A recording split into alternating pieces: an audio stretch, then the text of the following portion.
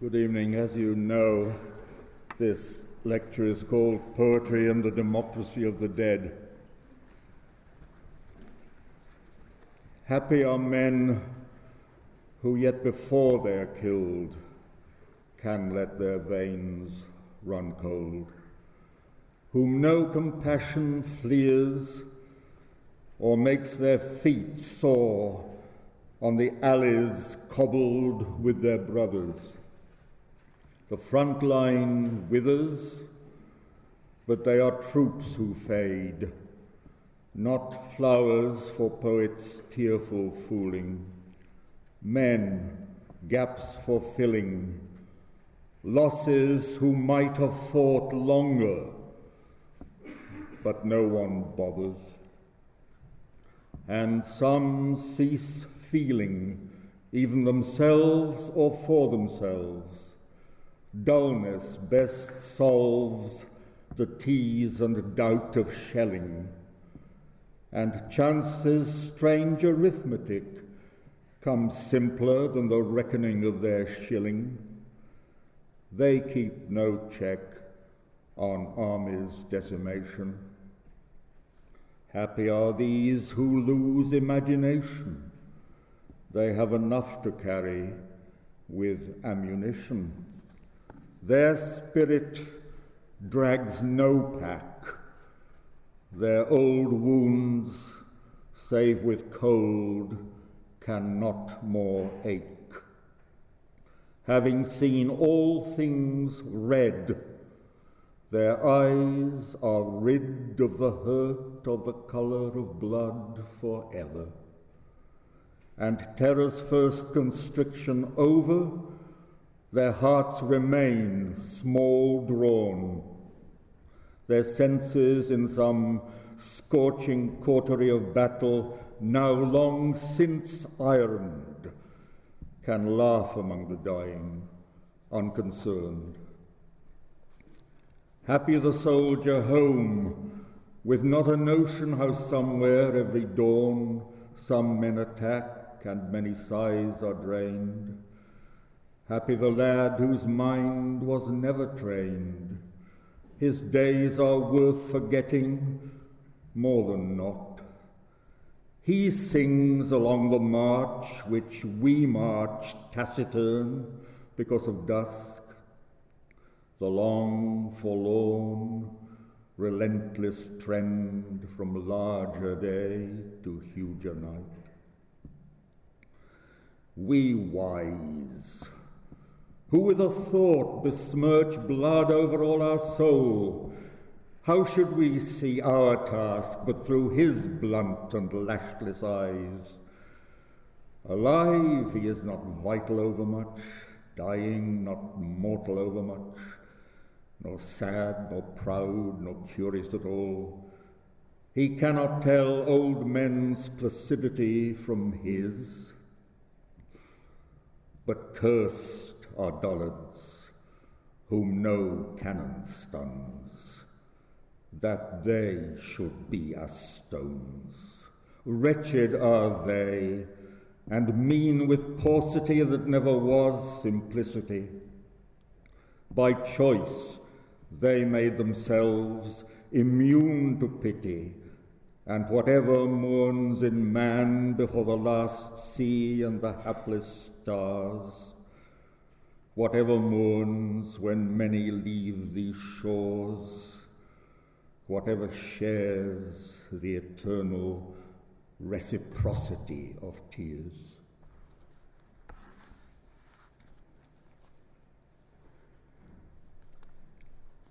In the second year of the First World War, the British writer Ford Madox Hueffer, of partly German descent, he would subsequently anglicize his family name to Ford Madox Ford, published a book entitled When Blood is Their Argument. This attempted to demonstrate the difference between German culture and Prussian Kultur, the first rich and beneficent, the second malign. Such a demonstration required mental ingenuity and moral courage in face of the equally malign chauvinism of Britain in 1915. It is impossible to contemplate, so Hofer wrote, the history of the Germanic peoples from the days of the Wars of Freedom of 1813-15 until the day of their apparent unification in 1870, the long struggle towards self-expression, the lyrical aspirations towards national unity.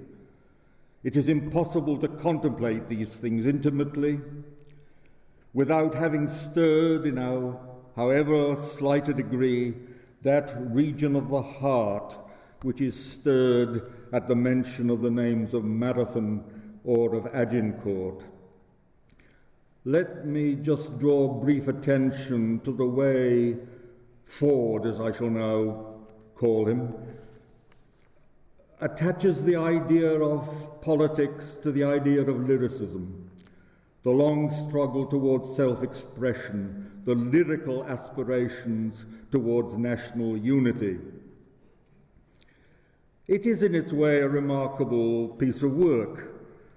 Ford has produced a technical exercise in high sentiment, as I choose to call it, high sentiment. One thinks of high sentiment as having been written out of Anglo-American modernism by the overwhelming effect in the 1920s and 1930s of T.S. Eliot's early literary criticism, with its emphasis on the necessary impersonality of the poetic voice. And as I myself, as a sixth former, was trained by excellent teachers who had read the early essays of Eliot, a generation before my generation did, the impersonal voice was for me one of the tables of the law, and to tell truth, in a way, it still is.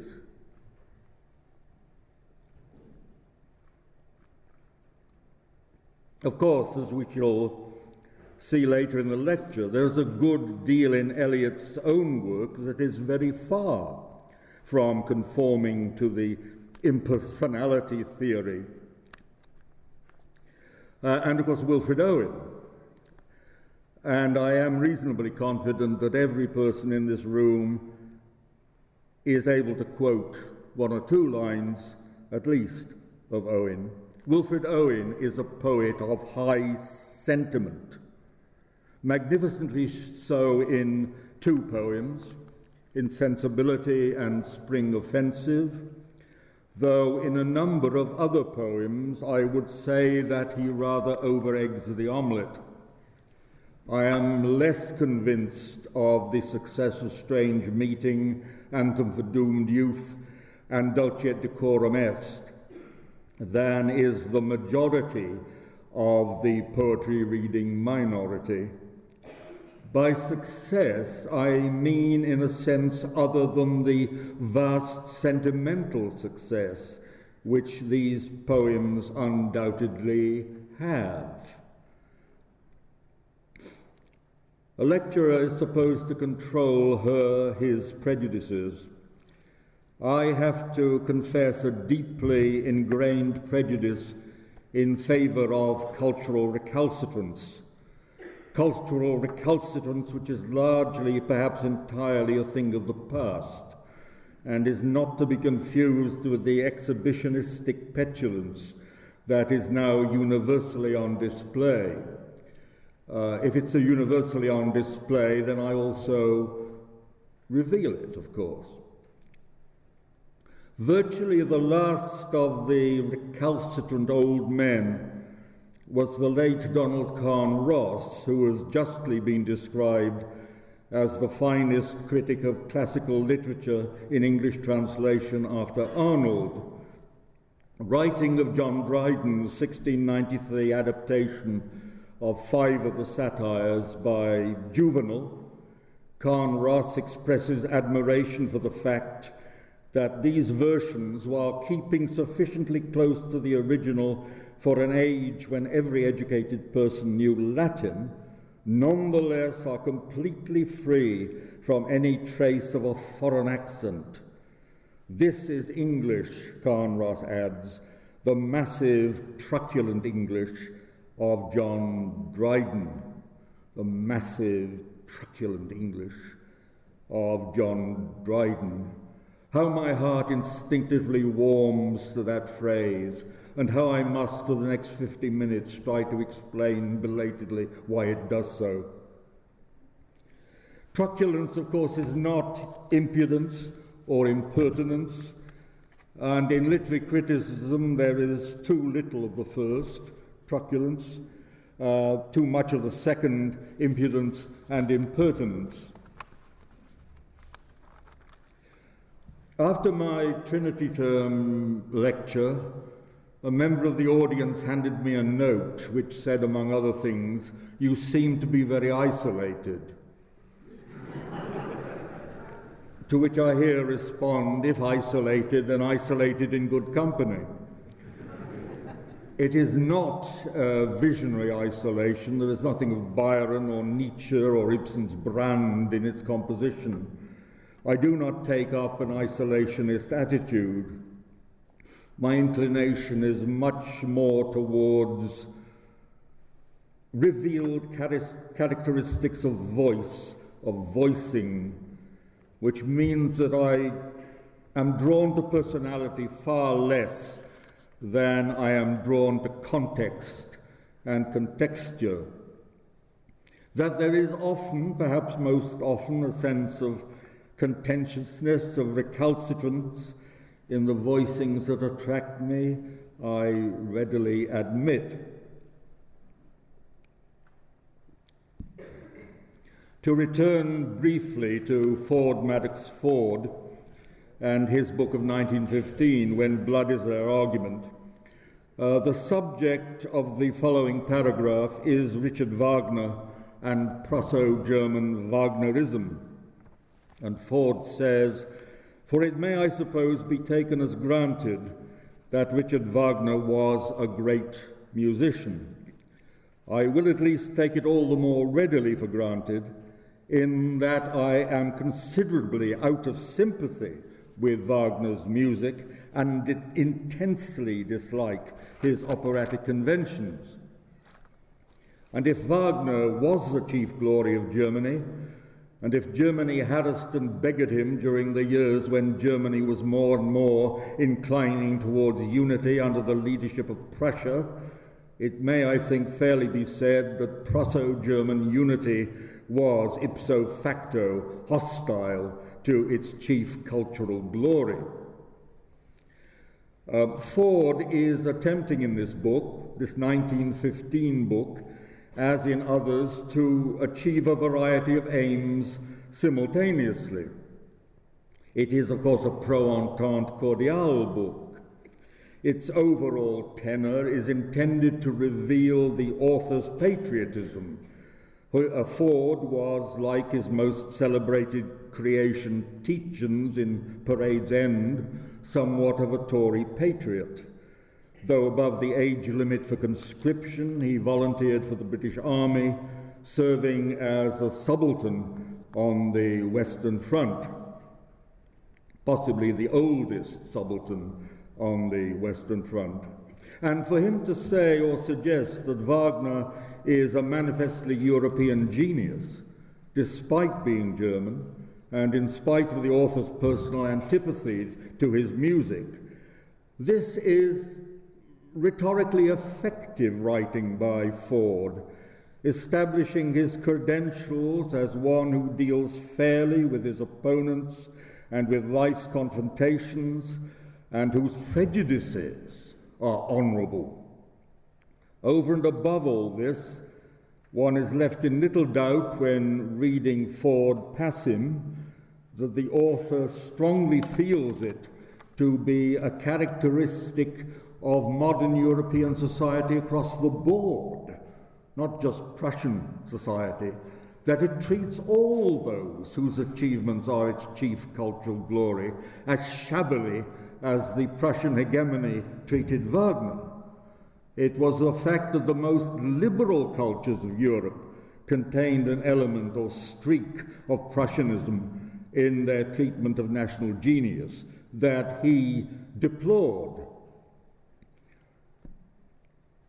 In previous lectures, I've spoken both briefly and at length of the idea or image or metaphor of the magnetic field or force field and of its significance, as I understand it, to the meaningful discussion of poetic energy and poetic entropy. It has been a major role in both the poetics and the poetic theory of Ezra Pound, but is by no means restricted to a discussion of Pound's work. It is the idea, the image of the rose in the steel dust, the rose in the steel dust. That is to say, the patterning of iron filings created on a glass plate as a magnet is moved along the reverse side of the plate. It is possible and not extravagantly wild to perceive the coming together of a poem in terms of that metaphor, the rose in the steel dust. It is a way of describing the interaction of denotative and connotative elements in language as they are distributed and brought together by the energy, the practical exercise of a powerfully creative mind. Of course, it is possible, and I think probably necessary, to extend the range of the metaphor to imply the extra poetic forces, social liberties and restrictions which will insinuate themselves or thrust themselves in any given cultural context into or upon the intelligence that makes the poem. The metaphor of the democracy of the dead is for me one such force field. The metaphor of the democracy of the dead is for me one such force field. I scarcely need to say that the phrase is not of my coining. I take it from Gilbert Keith Chesterton, the G.K. Chesterton of the Father Brown stories and of much social and political commentary, that, as with The Servile State, a book by his close contemporary Hilaire Belloc, still merits critical as well as iconographic attention. The first publication of the distinguished American scholar Hugh Kenner, author of the much lauded book The Pound Era, that's pound as in Ezra, not pound as in Great British Pound. The Pound Era, 1971, was a smallish book, Paradox in Chesterton, published in 1947. Even as long ago as 1947, it was probably thought somewhat eccentric to devote one's attention to an author as passé as was Chesterton. But there remain contexts, this present lecture is one of them, in which it is not possible to deal justly with the topic if Chesterton's work is to be left unexamined.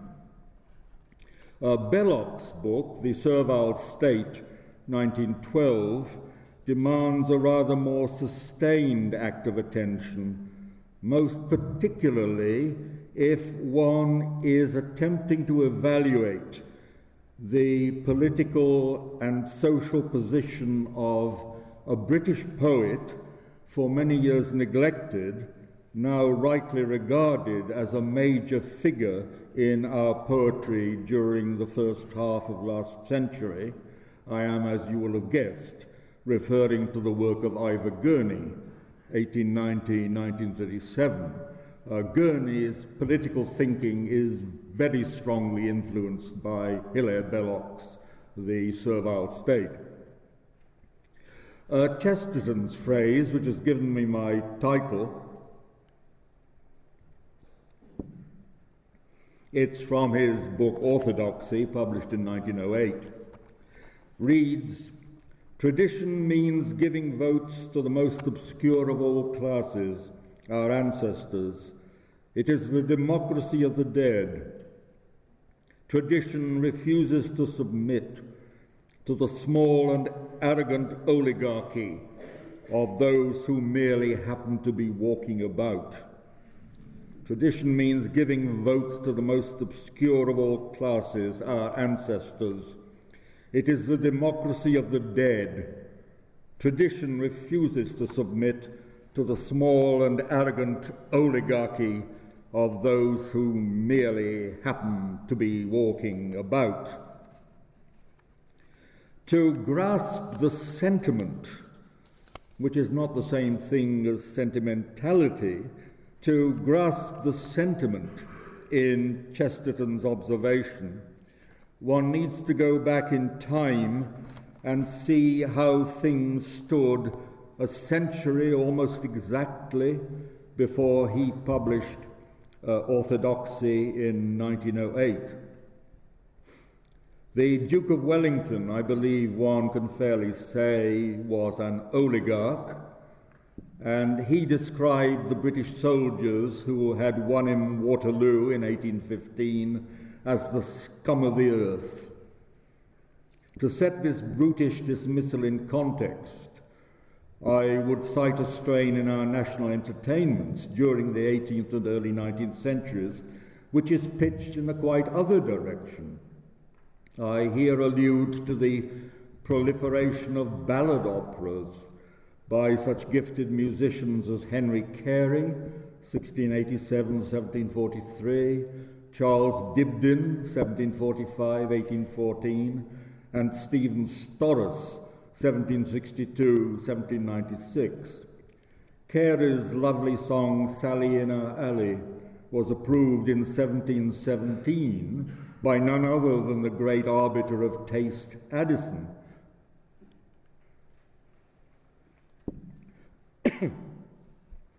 When she is by, I leave my work.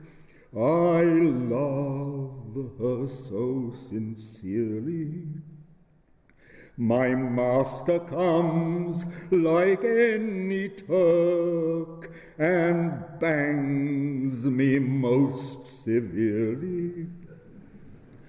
But let him bang his belly full, I'll bear it all for Sally.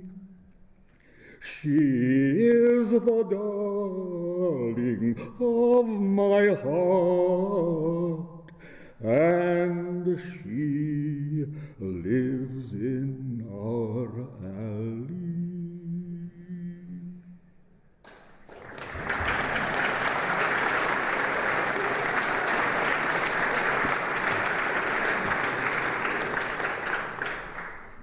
This was first sung, we are told, by Mistress Willis, dressed like a shoemaker's prentice. A London alley in 1717 could be a brutal, broken-down, insanitary place. Carey portrays it indeed as brutish. My master comes like any Turk and bangs me most severely. To oligarchs, even a century later, a shoemaker's apprentice would qualify as scum of the earth. But Carey, not unlike Addison in some of his Spectator pieces, sees sentiment as a democratizing virtue. When 65 years ago I was learning the rudiments of literary criticism at my Worcestershire County High School, our English teacher was a young man fairly recently down from Cambridge, where he'd been at Downing College and therefore under the direct tutelage of F.R. Leavis, and where, having read English for part one, he had switched to economics for part two. A very socially conscious switch. And I've elsewhere recorded my affectionate gratitude to that teacher, whose name was Kenneth Curtis. He was the son of a railway station master and the first of his family to attend university, just as I, the son of a Worcestershire village bobby, was the first of mine. In his book, New Bearings in English Poetry, published in 1932, Leavis wrote, "All that we can fairly ask of the poet is that he should show himself to have been fully alive in our time. The evidence will be in the very texture of his poetry. The evidence will be in the very texture of his poetry." This moral affirmation of an intellectual concept, that the intrinsic value of a poem is finally determined not by inspiration or vision or teaching or self-expression, but by semantic and rhythmic texture, context, was to affect radically the teaching of poetry in high schools and universities for the next 30 years. It was a sense of the matter of poetics that was paralleled by the so-called new critics of the United States. Success in this context equals intrinsic validity of the text itself. Associative pleasure, such as being reminded of a summer holiday, is not only irrelevant, it is vicious. Carey, Dibdin, and Storris, writers of those lovely, lovely tunes, would of course have disagreed. Historically speaking, there is an immediate source for the emphasis placed by Leavis in 1932 on the supremacy of the text and the consequent near anonymity of the poet. It is a source generally recognized and generally acknowledged. T.S. Eliot's essay of 1917, Tradition and the Individual Talent, which the author placed first in his selected essays of 1932, a volume which became the book of signs for aspiring critics of my generation. My parents gave me my copy as a Christmas gift in 1949. They had, of course, asked me what I wanted. And I said I wanted that. It's a very interesting word, I wanted it, which means that I desired it and lacked it. It's a very interesting sociological word. And Eliot says, there are many people who appreciate the expression of sincere emotion in verse, and there is a smaller number of people who can appreciate technical excellence. But very few know when there is an expression of significant emotion, emotion which has its life in the poem and not in the history of the poet. The emotion of art is impersonal, and the poet cannot reach this impersonality without surrendering himself wholly to the work to be done.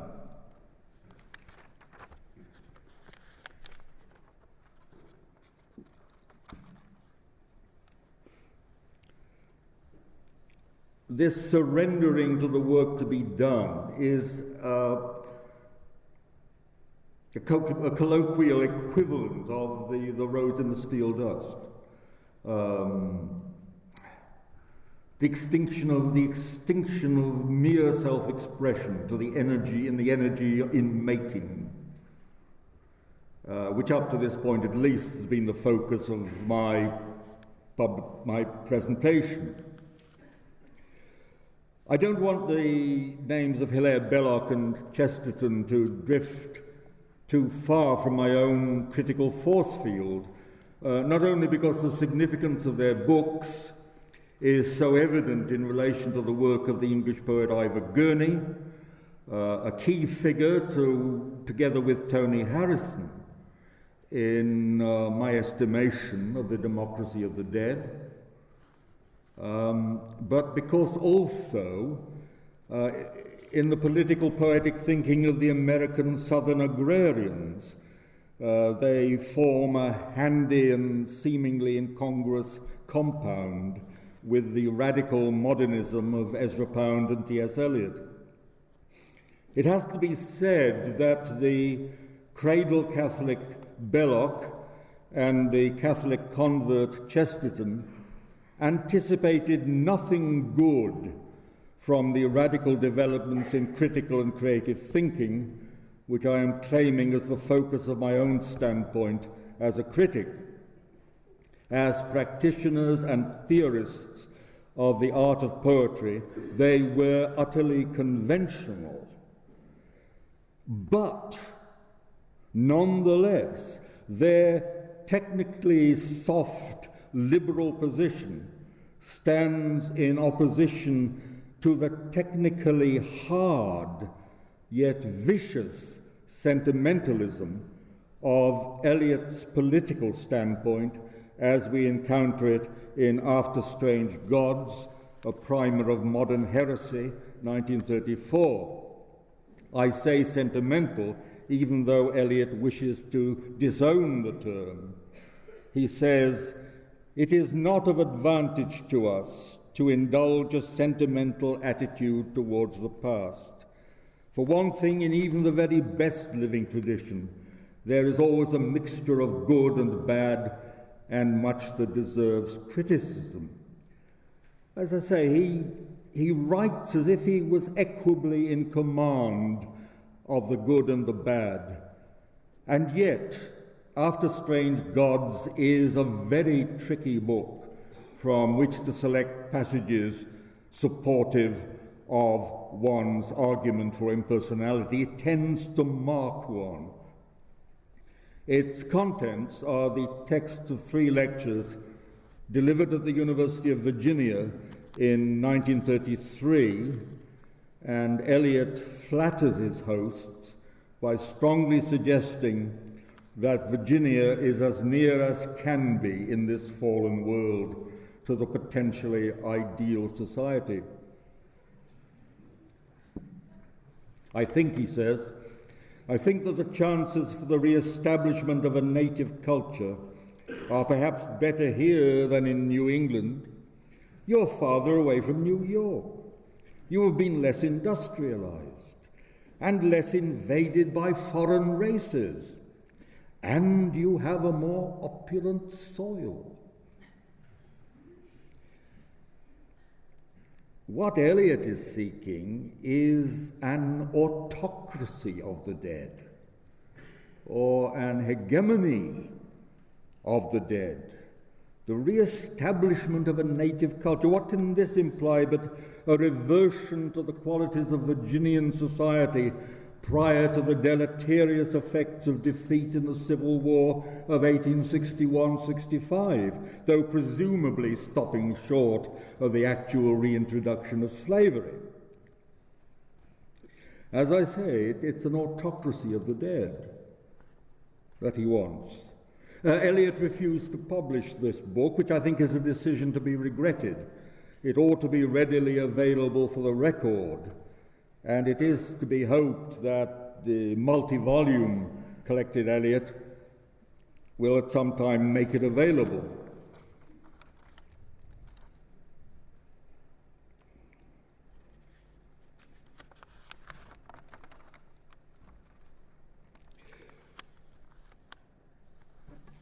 The 2 words which serve to unite, especially strongly in the pages of the Oxford English Dictionary, which unite the names of Belloc, Chesterton, and Eliot, are the words distribution, distributism, and distributive. The OED attaches the last of these words to a political system or state in which personal property is aimed and owned by the largest number of people. Such a system is anti-capitalist, but it is equally anti-socialist.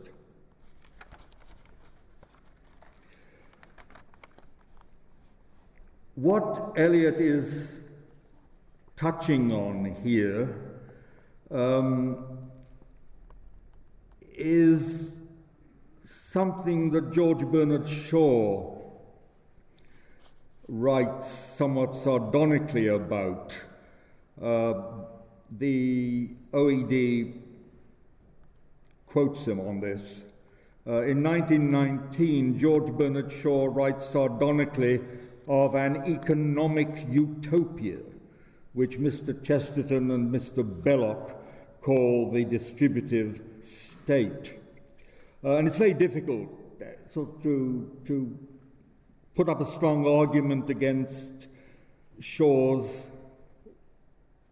dismissal. Eliot himself is placed very ambivalently between his ideal of an objective text and his yearning, which I think probably does owe quite a bit to Belloc and Chesterton, his yearning for a quasi-feudalistic nationhood.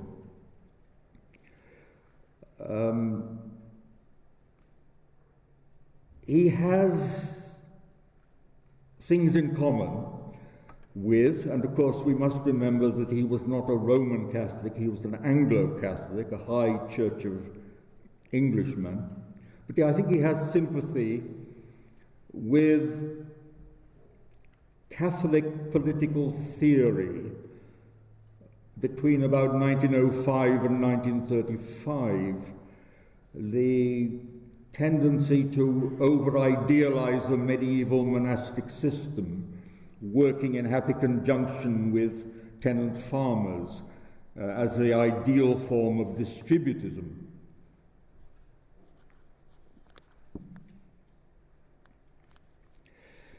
Very, very tricky argument for me to try to put into focus here,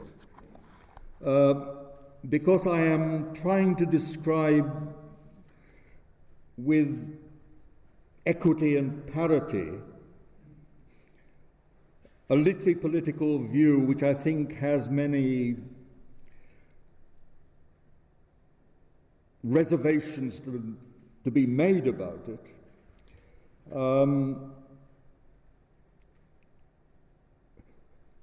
But there are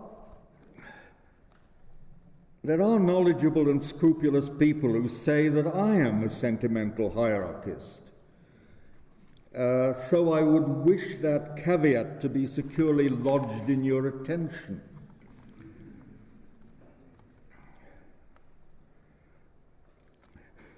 Eliot, in the Charles Eliot Norton lectures at Harvard, 1932 and 1933, published in the latter year as The Use of Poetry and the Use of Criticism, quotes from a letter sent by Wordsworth in 1801, together with a presentation copy of Lyrical Ballads, to the radical politician Charles James Fox, from which Eliot takes the following paragraph.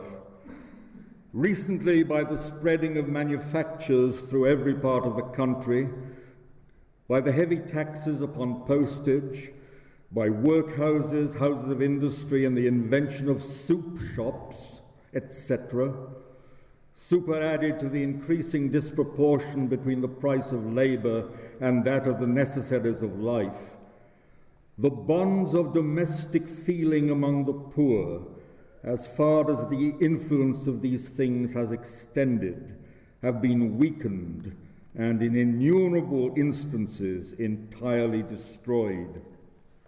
To this citation, Eliot adds his own comment. Wordsworth then proceeds to expound a doctrine which nowadays is called distributism. The Oxford English Dictionary, as we've noted, drawing on the writings of Belloc, Chesterton in the main, declares the distributive state to be one in which personal property is owned by the largest number of people. Extrapolating broadly from that definition, I would say that in the domain of letters, distributism implies continuity and reciprocity, permanence rather than transience, and if rank is to be preserved in literary distributism, then it is moral hierarchy rather than hegemony of force which is desired. And Ezra Pound, whose politico-economic theories show similar emphases to that of the distributists, wrote in 1927 in an essay on the state, distinguishing between three kinds of goods: the transient, the durable, and the permanent. He said that fresh vegetables and jerry-built houses represent the first, the transient. Well-constructed buildings and public works represent the second, the durable. And scientific discoveries, works of art, and classics represent the third, the permanent. And of the third category, he wrote that they are always in use and never consumed, or they are, in jargon, consumed but not destroyed by consumption.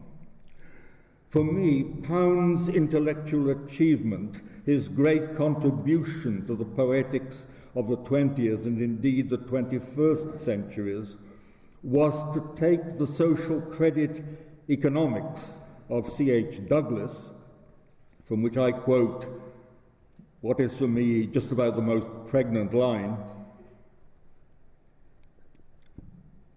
real credit is a measure of the reserve of energy belonging to a nation. Real credit is a measure of the reserve of energy belonging to a nation. And you will see, based on my arguments hitherto in this lecture and in previous lectures, I mean, you already have understood why it is that I'm such a sucker for statements of that kind. Because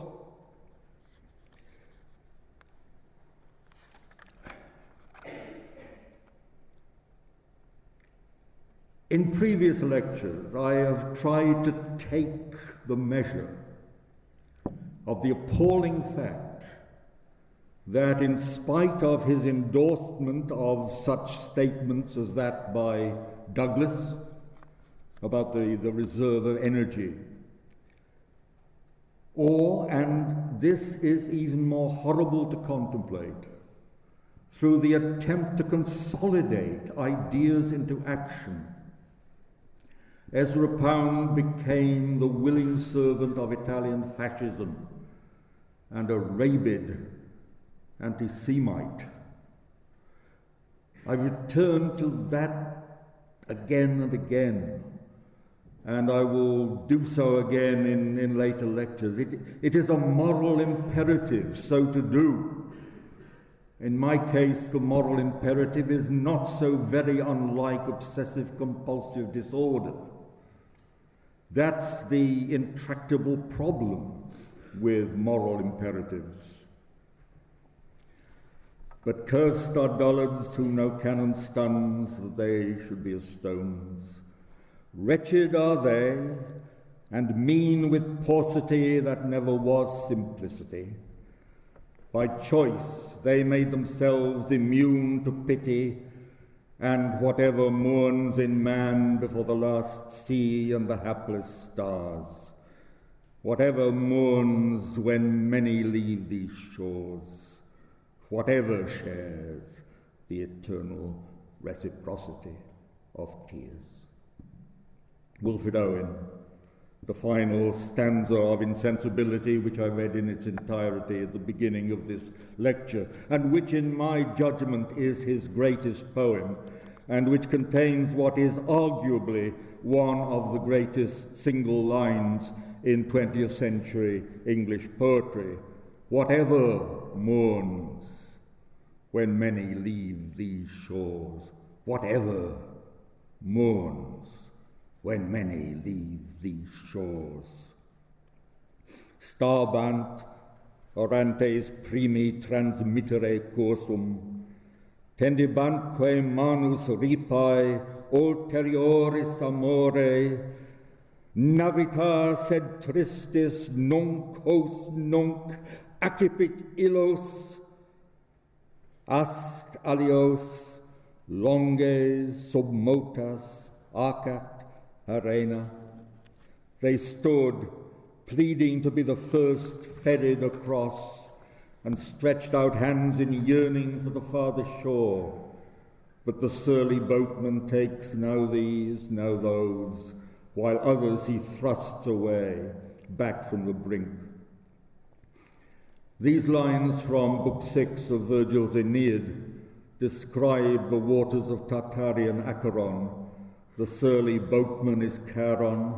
Those who stretch out hands in yearning for the farther shore are the unending rabble of the newly dead, fleeing from the world that now rejects them towards the as yet unrevealed horrors of Erebus. What I've just done is extremely dangerous, and I urge any person here who's reading English not to take it as a model in any essay or examination answer. It will attract major penalties. I've taken an English poem, the antepenultimate line of which moves and troubles me for various obscure reasons, which I can partly explain. It is to be understood by Owen's readers that these shores are those of southern England, such as Dover, ports of embarkation, and that the many who leave them are soldiers en route for France. There is no suggestion that they will ever return. Owen's poem ends two lines later. Furthermore, there is no range of possible variation in the mood of farewell. It is mourning. No other variant is conceived of. But note here the most remarkable effect. It is not whoever mourns. It is whatever mourns. A stroke of genius. That flat usage, whatever mourns, is simultaneously a trick of rhetoric and heartbreaking. It is as if this poem were the consummation of the choruses of the Pitys in Hardy's The Dynasts, which I think Owen must have read. Whatever it is I'm trying to say in this lecture remains at present in an inexpressible lump, taking up far too much of my mental thorax. It may help if I attempt to give a resume of what it was I had in mind when I gave this lecture its title, Poetry and the Democracy of the Dead. The first thing to be said is that this present lecture, like all the preceding lectures and those which are to follow, takes as granted as a fact that over the centuries, from Langland's Piers Plowman and Gower's Vox Clementis in the late 14th century, through Milton, Dryden, Wordsworth, Shelley, Arnold, Tennyson, Owen, Yeats, Eliot, to Christopher Logue and Tony Harrison, poetry written in our nation possessed and possesses a political dimension,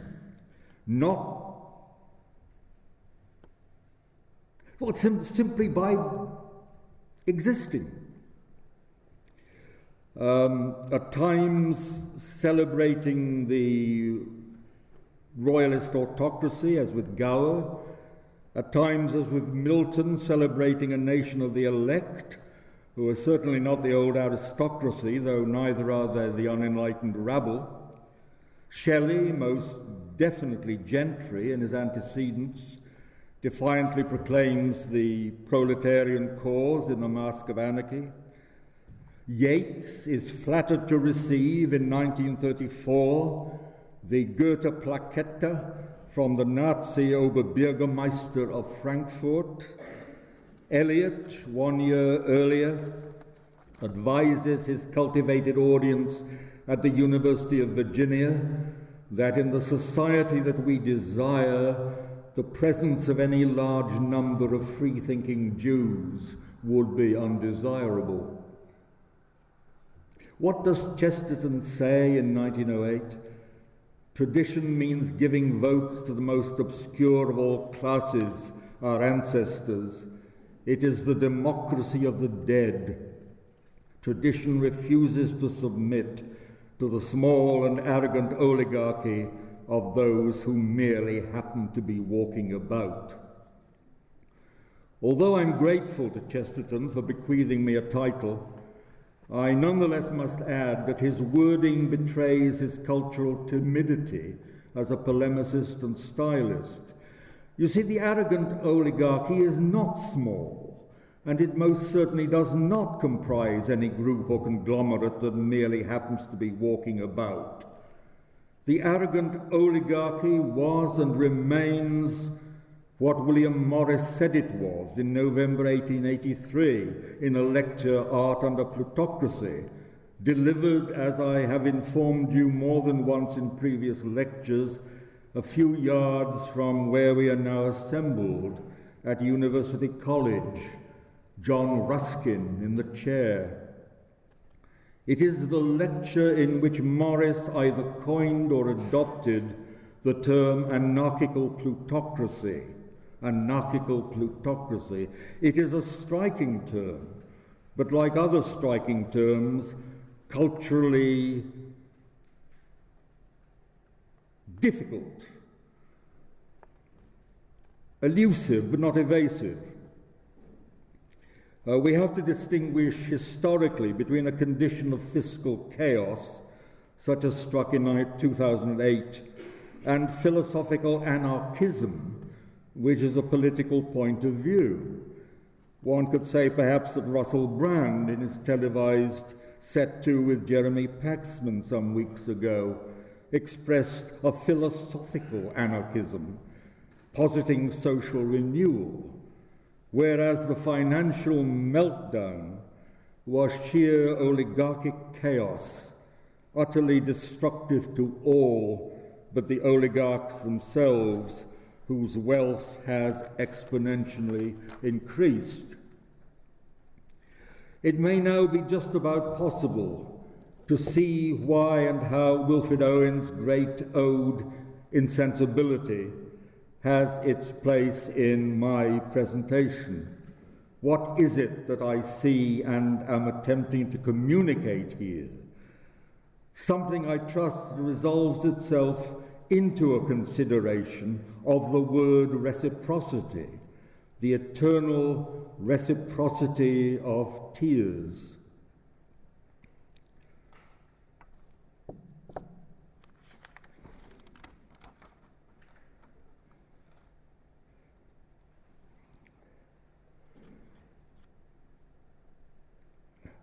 Reciprocity in objective criticism is expressed at its most cogent in Eliot again.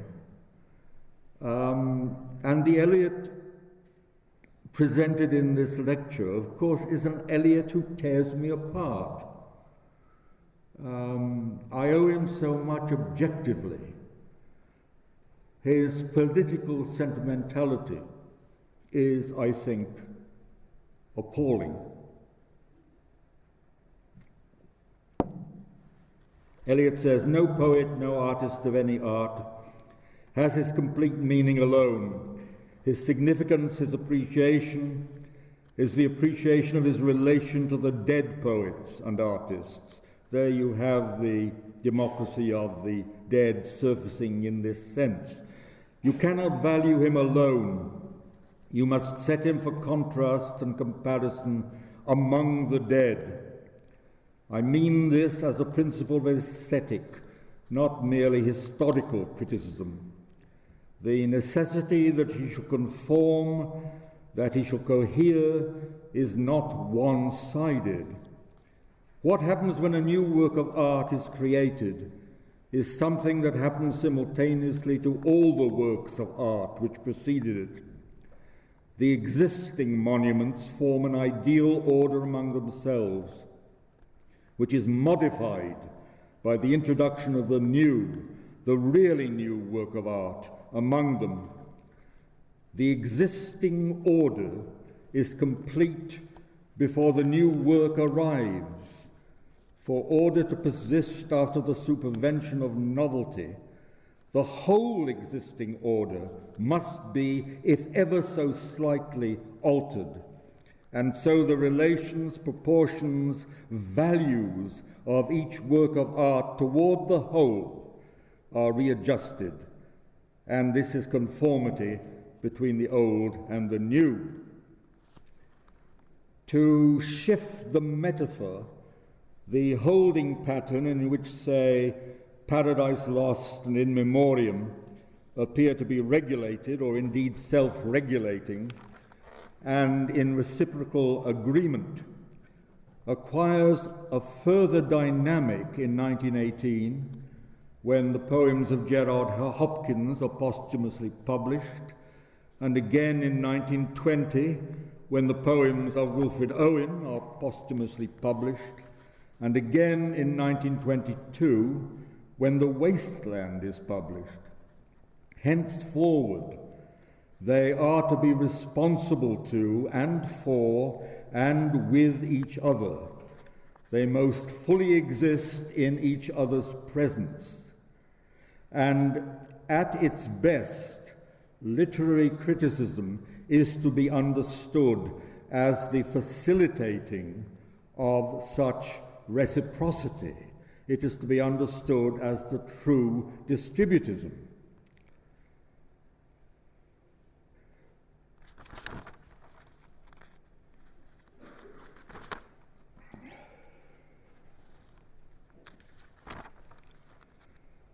On November 23rd, 1862, in a church in North Worcestershire, a young woman aged 19 was married to a young man aged 23.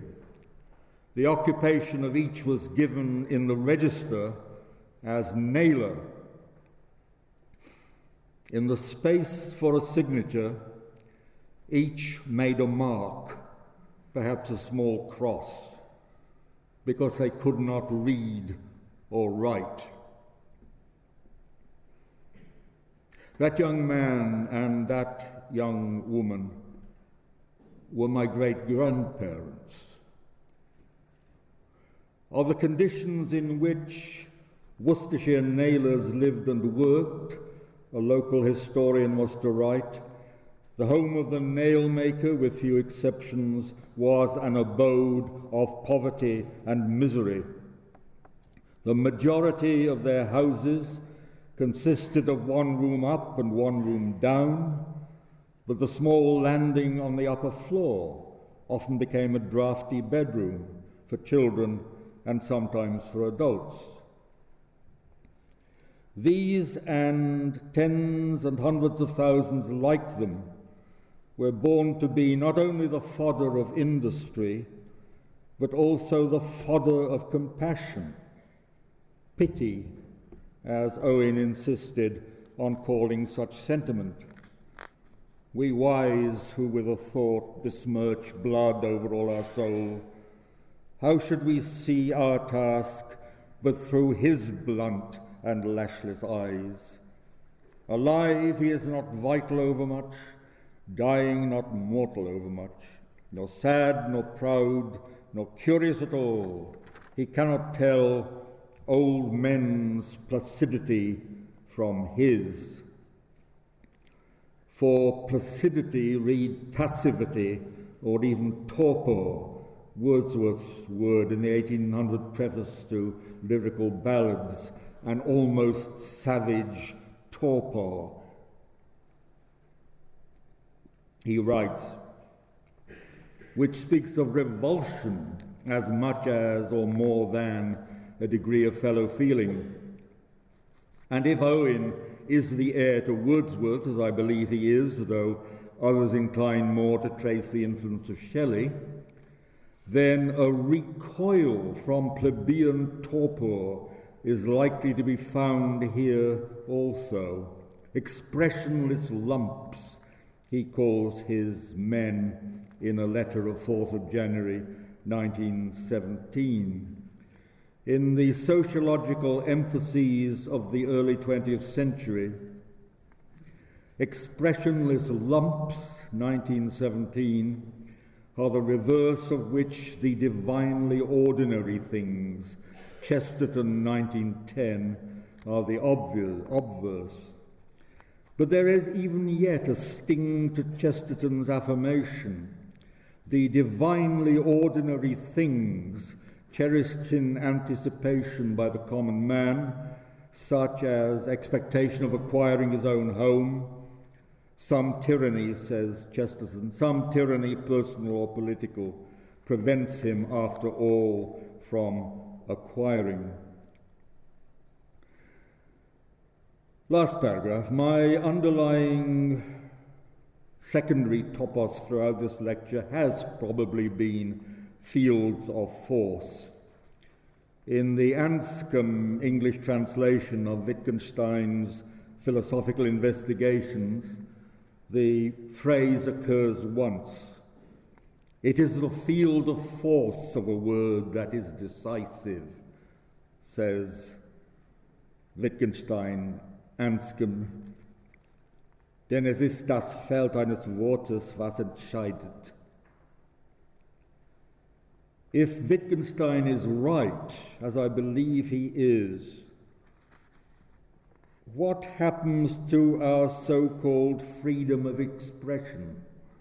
What happens to our great cultic self-expression? Does my question dissolve or resolve itself into the metaphor of the rose in the steel dust?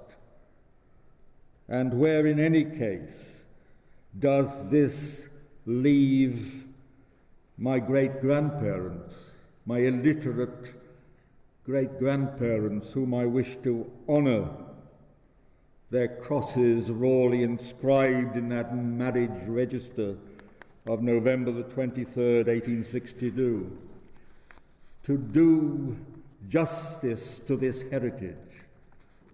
One perhaps does require the massive, truculent English of John Dryden.